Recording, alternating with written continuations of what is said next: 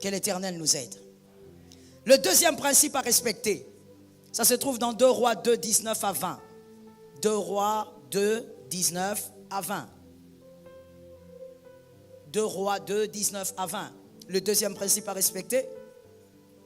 La Bible dit, les gens de la ville dirent à Élisée, voici le séjour de la ville est bon, comme le voit mon Seigneur. Mais les eaux sont mauvais, que quelqu'un me dise mauvais. Et le pays est stérile. Verset 20, Élisée dit, apportez-moi un plat neuf et mettez-y du sel. Et ils lui leur apportèrent. Parole du Seigneur. Élisée a un problème. Élisée est dans une ville. Et ça, je te parle de ce miracle parce que c'est le premier miracle d'Élisée après avoir reçu le manteau. Le tout premier miracle. Élisée a un problème. Il est dans une ville. Et dans cette ville, tout va bien. Mais sauf que les eaux sont mauvaises. On ne peut pas consommer ces eaux. Les hommes de la ville sont venus dire à Élisée, tout est bien dans cette ville. Tout va bien dans cette ville. Mais il n'y a qu'une chose qui dérange. Je dis à quelqu'un, ton parcours est bon. Ah, j'aime cet amen. Il a un amen de rapidité. Je dis à un autre, ton parcours est bon. Ton parcours, c'est selon la volonté de Dieu. Et même s'il y a les larmes dedans, ça fait partie de la volonté de Dieu. Ton parcours est excellent. Que quelqu'un lève la main droite et dise, j'aime mon parcours. On va le dire autrement. Lève ta main droite et dis, j'aime ma vie. Ton parcours est bon. L'Éternel ne s'est pas trompé. Mais il y a des choses qui ne sont pas consommables dans ce parcours-là. Ce sont ces choses-là qu'il faut régler. Maintenant et tout de suite. Les gens de la ville ont dit, tout est bon ici, sauf les eaux. Élisée fait quelque chose. Il y a des choses dans le parcours, mon frère, que tu dois refuser de consommer parce que ce n'est pas consommable. Oh my God. Ne te force pas de manger ça, ce n'est pas consommable. Ne te force pas de boire, ce n'est pas consommable. Ce que tu ne peux pas avaler, n'avale pas. Je suis toujours dans les images, mais quelqu'un de prophétique a compris ce que je veux dire. Il y a des choses qu'il faut refuser d'accepter dans le parcours. Ne normalise pas ce qui est mauvais. Ne normalise pas ce qui est insupportable. Ce qui est insupportable doit rester insupportable jusqu'à ce que ça change. Je dis à quelqu'un d'autre d'intelligent ici, je dis ceci, ne normalise pas, ne subis pas ce que tu es capable de changer. Généralement dans les parcours, nous normalisons, nous acceptons ce que nous sommes nous-mêmes capables de changer. Ce que tu es capable de changer, change ça. Mais ne l'accepte pas, ne porte pas un poids que tu es capable de lâcher. Ne porte pas un poids qui est capable de se transformer en célébration. Accepte la célébration, n'accepte pas le poids. Oh my God. Ce que tu es capable de changer, change la chose. Ne la subis pas. Ne dis pas, bon écoute, moi j'ai trouvé ça dans la famille, alors on y va. Mais si tu as trouvé ça dans la famille, peut-être que la chose t'attendait toi.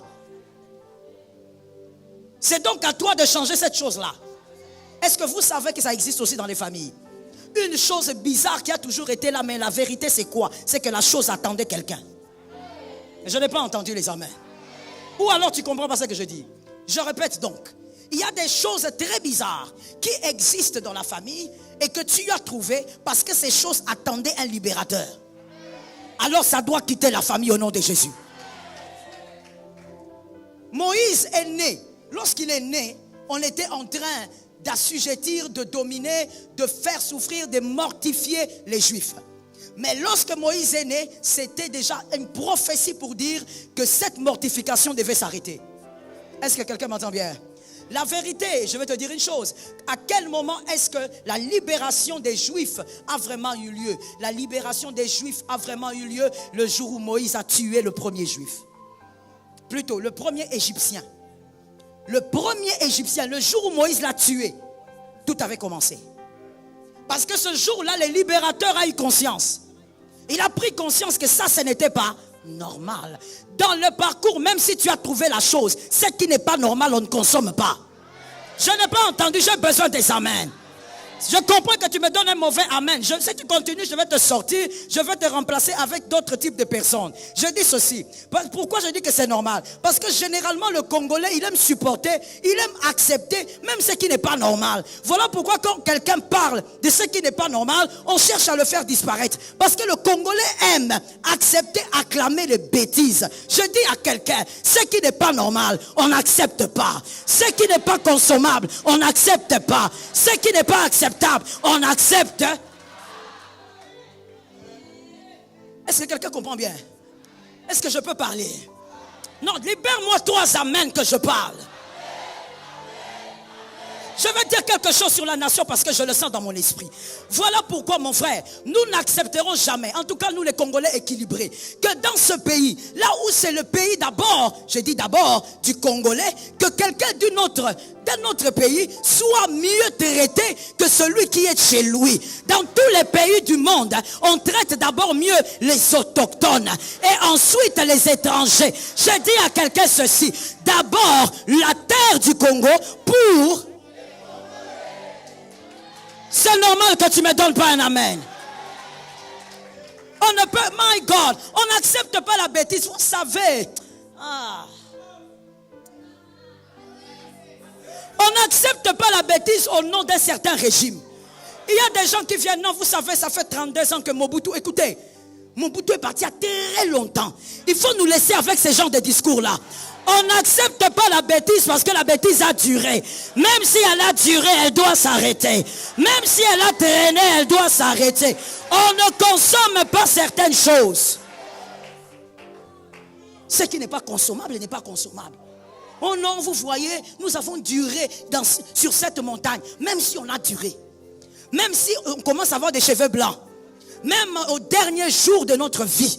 Il faut que nous puissions voir ce qui doit être se poser. N'accepte pas de consommer ce qui ne se consomme pas parce que tout le monde consomme. Le libérateur doit voir qu'il est libérateur. Et quand est-ce qu'un libérateur est un vrai libérateur? Lorsqu'il constate ce que personne ne constate. Lorsqu'il constate ce que le commun de mortels ne constate pas. Toi, tu trouves ça normal? Que tu vives ce que tu vis dans ta famille. Toi, tu crois, j'ai toujours dit, il faut vraiment pas se leurrer en disant, voir de toutes les...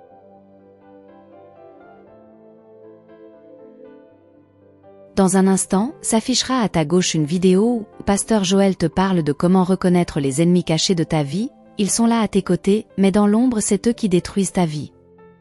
Jamais tu ne réussiras si tu as ces genres de personnes à tes côtés comme amis.